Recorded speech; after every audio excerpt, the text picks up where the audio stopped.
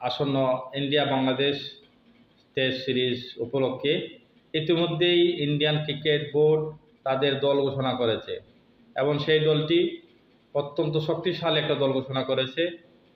তারা রোহিত শর্মার নেতৃত্বে 16 সদস্যের একটি দল ঘোষণা করেছে। তার মধ্যে তারা ইন্ডিয়ান যত উল্লেখযোগ্য গুরুত্বপূর্ণ খেলোয়াড় আছে তারা সবাই এই দলে আছেন। আগামী 19 সেপ্টেম্বর চেন্নাইতে প্রথম টেস্ট দিয়ে শুরু হবে আমাদের বাংলাদেশ এবং ইন্ডিয়ার টেস্ট সিরিজ এবং 27 সেপ্টেম্বর কানপুরে শুরু হবে দ্বিতীয় টেস্ট। সেই উপলক্ষে 16 সদস্যের যে দল ঘোষণা করা হয়েছে তার মধ্যে ফাস্ট বোলার ইয়াস দায়েলকে প্রথমবারের মতো দলে সুযোগ দেওয়া হয়েছে। পাশাপাশি তাদের আরেকজন wicket keeper batsman Rishabh pant, ওনাকে তারা 2 বছর পরে তাদের দলে সুযোগ দিয়েছে। তিনি ইনজুরিতে ছিলেন প্রায় অনেক দিন যাবৎ। তারপরে টি-20 এবং ওয়ানডে দলে থাকলেও টেস্ট স্কোয়াডে এই 2 বছর পরে এই প্রথমবার তিনি সুযোগ পেলেন।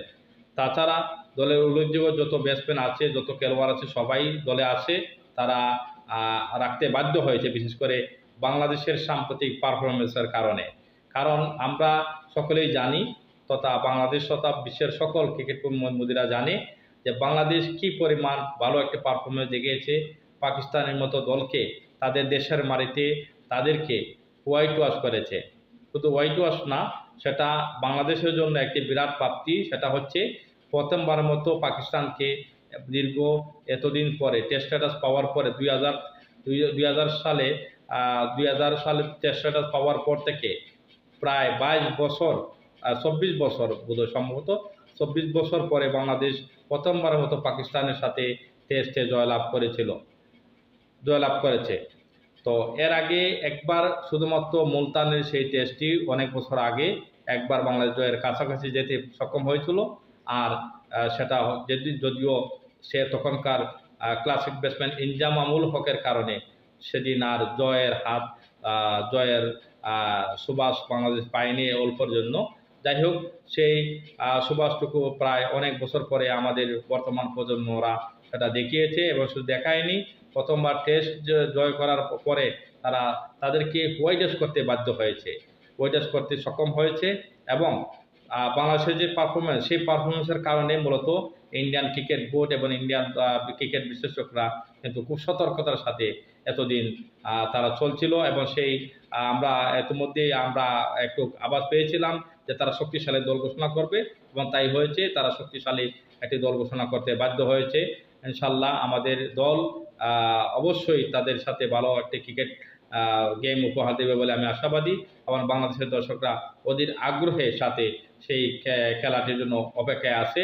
আর ইতিমধ্যেই যেটা আমরা লক্ষ্য করছি যে প্রতিবারের মতো বাংলাদেশ পাকিস্তান ম্যাচ মানেই একটা আলাদা উত্তেজনা ছড়িয়ে পড়ে, বিশেষ করে অনলাইন বা সোশ্যাল মিডিয়াতে দর্শকদের কাছে।